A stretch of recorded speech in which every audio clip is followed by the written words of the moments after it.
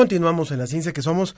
La verdad es que estamos muy contentos de dar inicio a nuestra mesa porque es un tema fundamental en América Latina, hablar del sueño, de la calidad del sueño, de las enfermedades del sueño, y lo invitamos a que participe. Les recordamos nuestras vías de contacto, que son las de costumbre. Únicamente hay un teléfono. 5622-7324, 5622-7324, en Facebook La Ciencia que Somos, Twitter @Ciencia que Somos. Y en el chat, también a través de WhatsApp, 55 43 63 90 95. Tal vez uno de los datos que más nos impactó cuando empezamos a revisar la información sobre los trastornos del sueño es que nuestros padres generalmente dormían 1.5 horas más que lo que dormimos ahora. Y cuando uno trata de investigar el por qué, bueno, no había ciertamente televisión tan tarde, había que ya a las 12 entraban unas barras. A lo mejor a ti no te tocó, Sofía. ¿Las de colores? Unas barras de colores, pero cuando no había colores eran unas barras simplemente así, y se acababa la programación a las 12. Y se calentaba la tele y tenías que apagarla. Exactamente. Obviamente no había teléfonos celulares, obviamente la gente estaba lista para dormir, y pues bueno, esa es una de las razones de lo que ha cambiado muchísimo. Y también, obviamente hay una transformación de la vida cotidiana. Eso obviamente trae muchas consecuencias y eso se lo vamos a preguntar a nuestros invitados. También ya está aquí en cabina la maestra Diana de la Horta. Ella es especialista de la clínica de trastornos del sueño que tiene la UNAM en el Hospital General de México. Muchas gracias. ¿Qué tal? Buenos días. Gracias. Y vía remota tenemos al doctor Claudio Cárdenas, quien es miembro de la Federación Latinoamericana de Sociedades de Sueño. ¿Cómo está, doctor Claudio? ¿Cómo estás? ¿Cómo te va? Muchísimas gracias por el contacto, un gusto. Nos estamos enlazando con él hasta Venezuela, ¿es correcto? Es correcto, estamos aquí en Caracas, Venezuela, trabajamos aquí en la clínica de sueño Soñares, que se llama, que tenemos ya bastantes años aquí. Muchas gracias por atender nuestra llamada. Para comenzar, quisiera preguntarle a la maestra Diana, para todos es tan obvio que dormir es tan natural como comer o ir al baño, pero hay una causa fisiológica del por qué dormimos y esto tiene que ver con nuestro cerebro. ¿Por qué los seres vivos en general necesitamos del dormir? Bueno, esa es una pregunta que ya lleva mucho tiempo tratando de responderse, pero bueno, principalmente lo que se sabe hasta ahora es que el sueño sí cumple varias funciones para nuestro cuerpo, ¿no? En la noche idealmente vamos a transitar por 4 etapas del sueño. Etapa 1, 2, 3 y sueño MOR, o de movimientos oculares rápidos. Cada una de estas fases va a tener una función. Específicamente, pues vamos a dividir estas 4 fases en sueño ligero y sueño profundo. Ligero es aquel donde todavía tu cuerpo responde a lo que pasa alrededor, todavía somos capaces de escuchar cosas, sentir cosas. En el sueño 3 y el sueño MOR ya son más profundos. Cuesta más trabajo que algo nos despierte, pero aún así podemos despertar. Entonces, la función del sueño 3, hasta ahorita lo que se sabe, es que nos ayuda para la recuperación del cuerpo, ¿no? Si una persona en la noche no lo tiene en suficiente cantidad, al día siguiente va a estar con dolor de cabeza, va a estar todavía como muy cansado, fatigado, sin ganas de hacer las cosas. En el sueño MOR, digamos que es un poquito como para un reset, por así decirlo, del cerebro, ¿no? Allí, si yo traté de aprender algo, en la noche mi cerebro lo va a consolidar, va a desechar cosas que ya no requerimos. Entonces, si yo no lo duermo en suficiente cantidad, pues también el cerebro no va a estar funcionando bien al día siguiente. Por eso andamos como sí despiertos, pero no funcionales.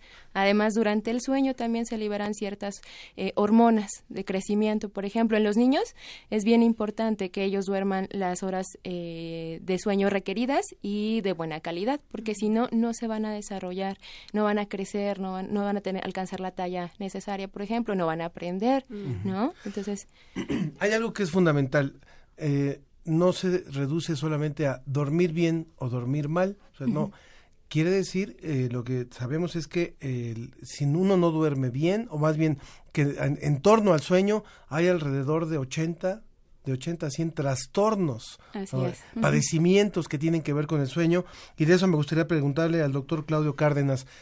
Sabemos, muchas veces no conocemos que hay tal cantidad de trastornos. ¿Cuáles son los más importantes?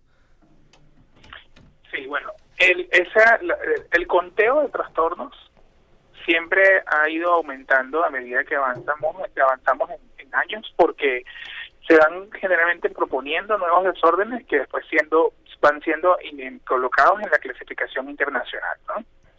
Actualmente se conocen, primero para hablar, son muchos, ¿no? Pero para hablar en grandes grupos, los dividimos en, primero, el grupo de insomnio, donde están los insomnios agudos y los insomnios crónicos.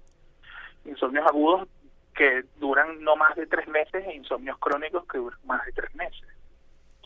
Tenemos también el grupo de los trastornos respiratorios relacionados al sueño, que es donde está la famosa apnea obstructiva del sueño, pero también está la apnea central del sueño, los síndromes de hipoventilación, la gente que es que ventila mal cuando duerme, y están los síndromes de hipoxemia, que es que la persona pierde oxígeno, etcétera, etcétera. El tercer grupo es las hipersomnias centrales. ¿Qué significa hipersomnia central? Que la persona tiene un sueño excesivo de causa aparentemente no especificada, pues. No es como la persona que tiene mucho sueño porque tiene apnea y se ahoga, ¿no? Sino que es hipersomnia central. Ahí está la narcolepsia, que también es bastante famosa, más por las razones desde el punto de vista de la televisión y las películas. Que son, ¿no?, esos que se quedan dormidos hacia el instante, como si se desmayaran. Exactamente. La narcolepsia es una tetra de síntomas que, además de tener mucho sueño, hacen ataques de sueño que se llama cataplejía, y hacen parálisis del sueño y hacen alucinaciones relacionadas al sueño, ¿no? El cuarto grupo que podemos hablar son los desórdenes del ritmo circadiano. Son los desórdenes de donde está el sueño y la vigilia, que viene siendo el más conocido, el más famoso es el jet lag, ¿okay? Que es los vuelos interoceánicos. Bueno, el otro grupo que tiene son las parasomnias. Las parasomnias están caracterizadas por desórdenes del comportamiento durante el sueño. ¿Qué decimos con un desorden del comportamiento? Que la persona normalmente dormida debería estar quiescente, debería estar tranquila, debería estar en un estado de reposo. Y las personas que tienen parasomnias, ahí entra el sonambulismo, las personas que actúan los sueños y las pesadillas. Exacto. El otro grupo que tenemos son los desórdenes del movimiento relacionados al sueño, que son lo que engloba, por ejemplo, los trastornos de movimiento periódico de extremidades, que se relaciona con el síndrome de piernas inquietas. Por decirte un ejemplo, ¿no? Cada uno de estos grupos tiene varias patologías dentro de su clasificación, pero esos son los grandes grupos.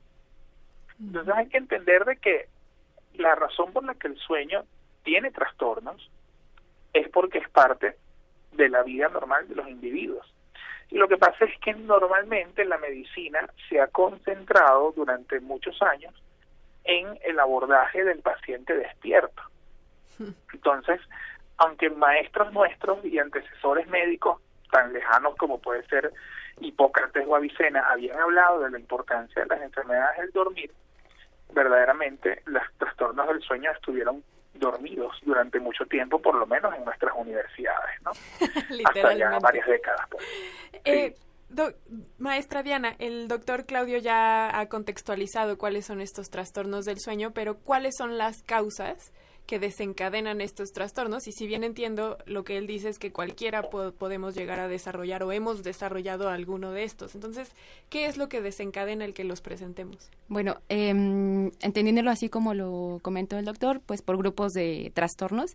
Por ejemplo, empezando con el insomnio, desde niños lo pueden empezar a padecer, ¿no? Hasta adultos mayores. La cuestión del insomnio, pues, es una causa multifactorial.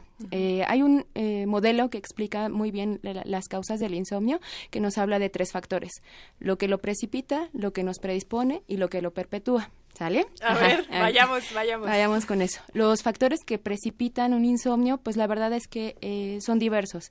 Desde que estés durmiendo en un lugar poco favorable para el descanso, mucho ruido, mucha luz, que en nuestra edad moderna, pues por todos lados, ¿no?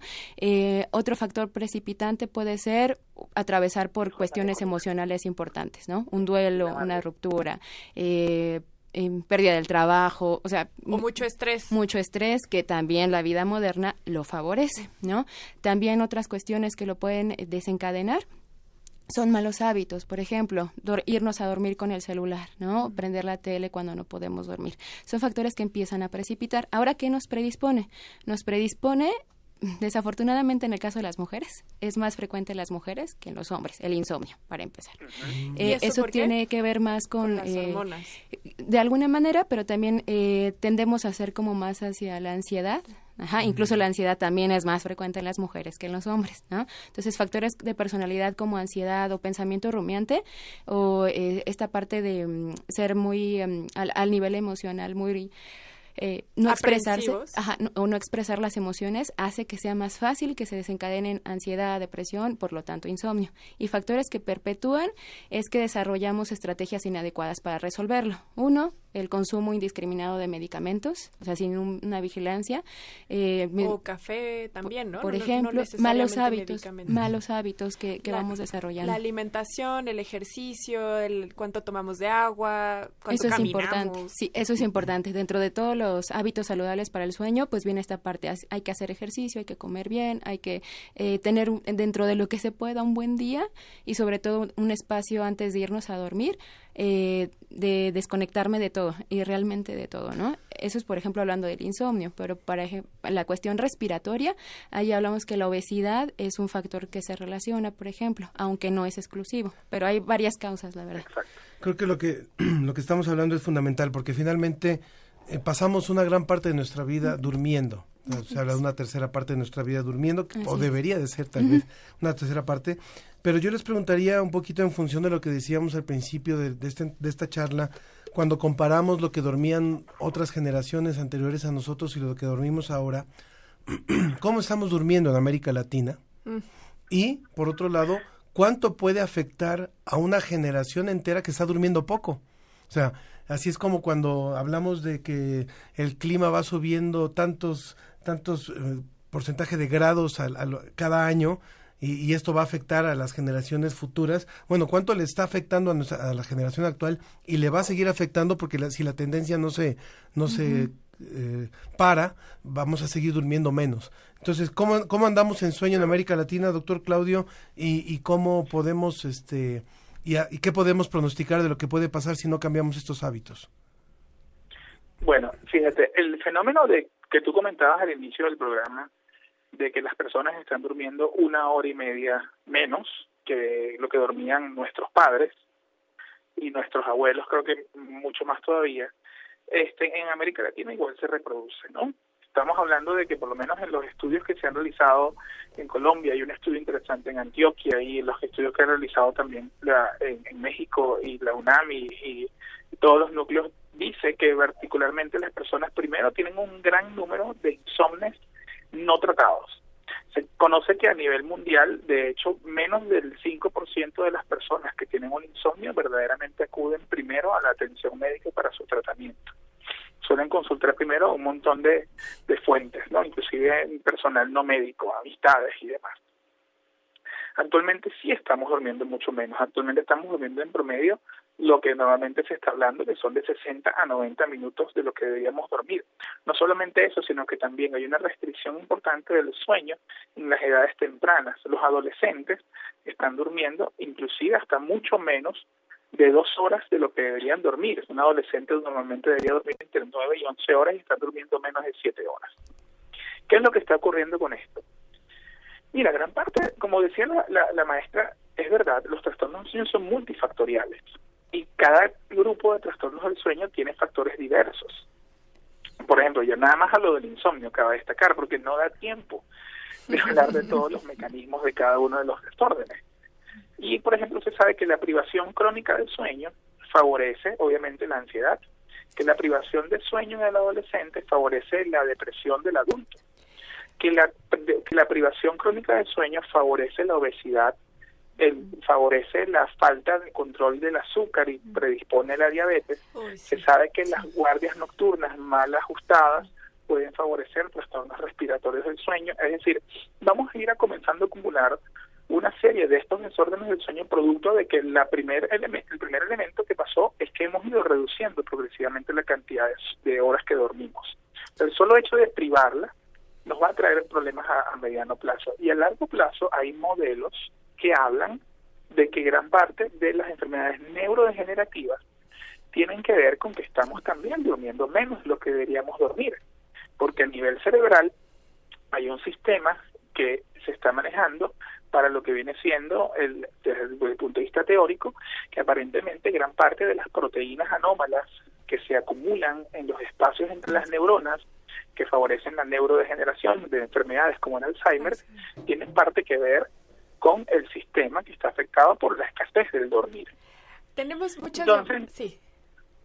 Perdóneme, doctor, lo interrumpí horriblemente. No, es que si no me extiendo demasiado, porque la pregunta es amplia, la respuesta es amplia. Es un tema súper interesante y además tenemos muchas llamadas, pero antes de pasar a ellas, yo quisiera preguntarle, maestra Diana, ¿es verdad lo que está diciendo el doctor, que esto es un círculo vicioso? Porque el dormir poco o tener una mala calidad de lo que duermes también te genera problemas físicos, metabólicos, incluso emocionales, ¿no?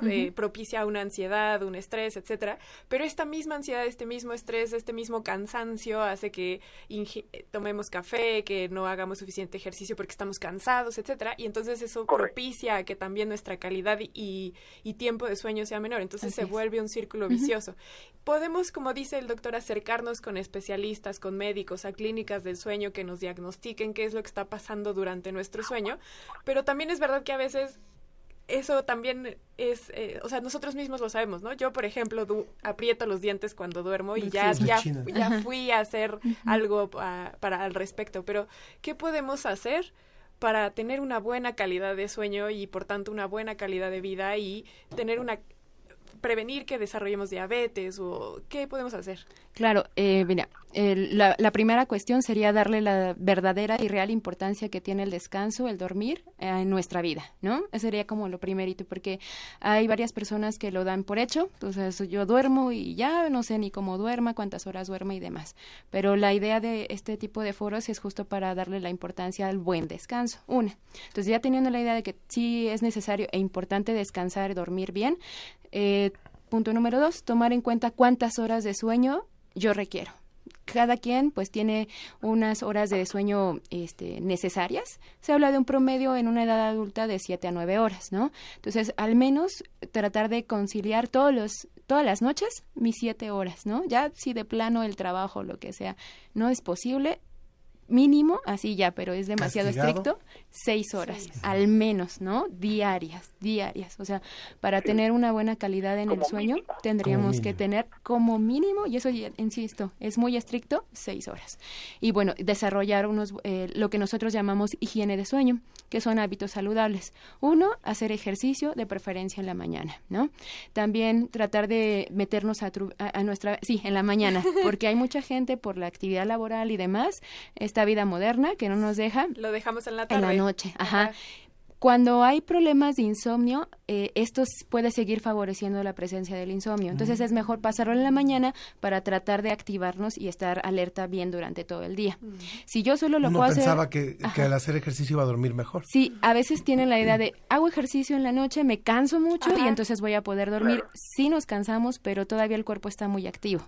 Entonces, lo que yo necesito para descansar... No duerme porque esté cansado. No, la idea de antes de llegar a la cama tengo que llegar tranquilo, despejado, relajado, no cansado. Se parecen mucho, pero son cosas distintas. O parece ¿no? que estamos cansados y es un buen síntoma de que voy a tener un buen sueño, ¿no? Y no, la verdad es que sí tengo que llegar como lo más tranquilo posible. Otros hábitos, pues el consumo de estimulantes, hay que tratar de eliminarlo al menos después de las 5 de la tarde, si ya tengo como problemas con el sueño. Estimulantes me refiero a café, tabaco, alcohol, chocolates, refrescos, test y ese tipo de sustancias, ¿no? También, idealmente todos los días antes de irme a dormir debería tener una rutina que le indique a mi cuerpo que ya es el momento de descansar, ¿no? Esto viene mucho de la terapia cognitivo-conductual, que es una terapia psicológica que está enfocada a tratar el insomnio. El insomnio lo podemos tratar farmacológicamente, claro, y también no farmacológicamente. Idealmente, pues se debe llevar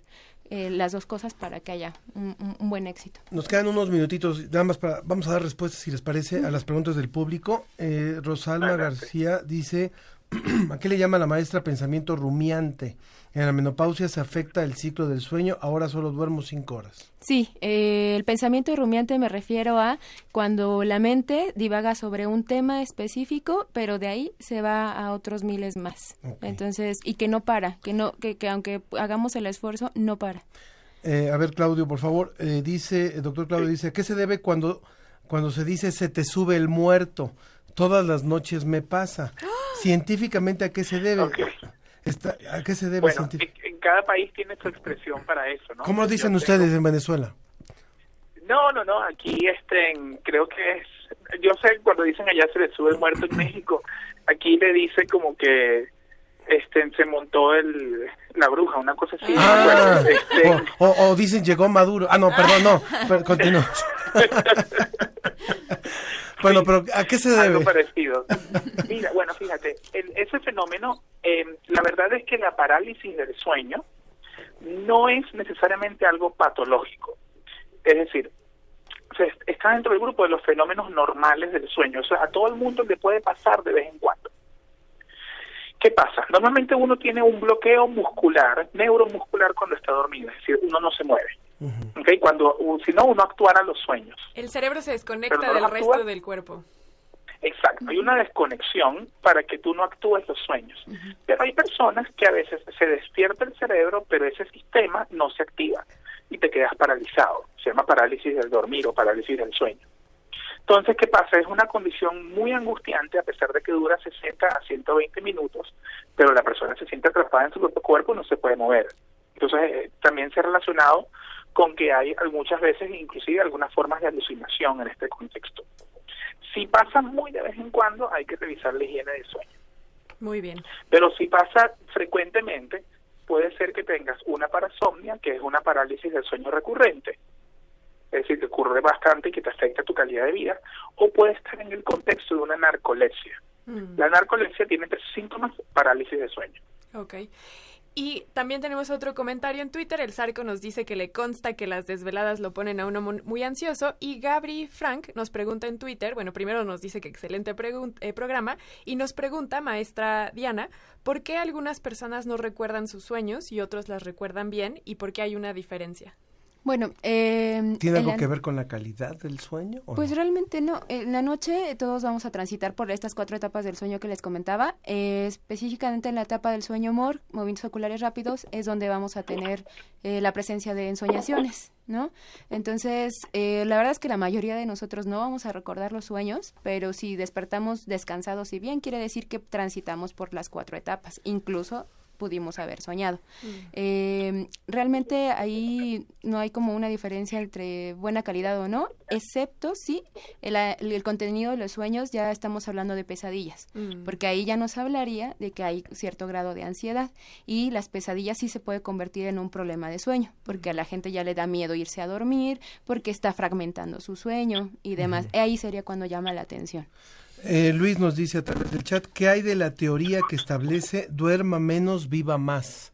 ¿Qué es esto, como robarle 2 horas diarias al sueño, y que si tú le robas esas 2 horas, vives más un mes, en un mes más días, digamos, como 2 días más en el mes? Ya eso me suena muy capitalista. Eso no tiene ningún sustento científico. No.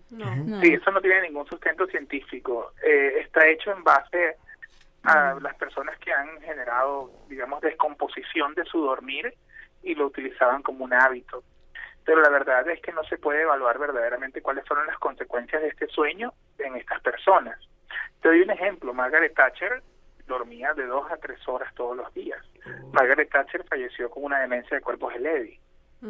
Entonces, hasta ahora no hay evidencia científica que diga que nosotros no podamos dormir menos de lo que se ha establecido, porque es una función biológica natural, normal. Claro. O sea, es homeostasis, es equilibrio del organismo. Claro, todo el mundo tiene necesidades distintas de sueño, es lo muy correcto lo que decía la maestra. No todo el mundo duerme 8 horas como generalmente suelen decir. Hay personas que son durmientes cortos, hay gente que necesita dormir más. Hay que conocer sus propios requerimientos. Por supuesto. Pues les agradecemos mucho a los dos por haber tenido esta charla tan ilustradora con nosotros, a la maestra Diana de la Horta, especialista de la Clínica del Sueño de la UNAM. Muchas gracias. Un gusto. Gracias. Y al doctor Claudio Cárdenas, miembro de la Federación Latinoamericana de Sociedades de Sueño, que está por allá por Venezuela. Muchas gracias. Muchísimas gracias a ustedes por el contacto, un placer de verdad. Muchas gracias por estar con nosotros, que tengan un buen sueño esta noche y vámonos. Que así sea. Que así sea. Mejor deseo. Y vamos a Si tú me quisieras con Mon Laferte y continuamos en La Ciencia que Somos.